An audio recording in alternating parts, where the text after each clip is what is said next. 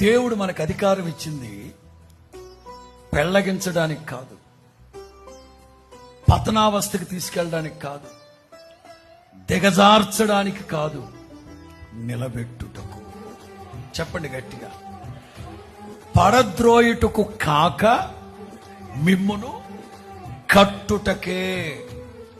పాడైపోయిన జీవితాలు, పతనమైపోయిన జీవితాలు, పతనమవుతున్న యవనస్తుల జీవితాలు, కూలిపోతున్న కుటుంబ వ్యవస్థలు, వీటిని కట్టడానికి. అంతేగాని వాళ్ళేదో చీటికి మాటికి గొడవ పడుతూ ఉంటే నువ్వు అక్కడికి వెళ్ళి భోగి మంట వేసేసి కుటుంబం కాల్చి తగలబెట్టడానికి కాదు. అధికారం ఉంది పౌలుకి. తిరుగుబోతులు, తాగుబోతులు వాళ్ళందరినీ వాక్యం చెప్పి రక్షణలోకి నడిపించింది ఎవరు? ఈ వ్యక్తే. కానీ అధికారం ఉందని అధికార దుర్వినియోగం చేయలేదు పౌలు.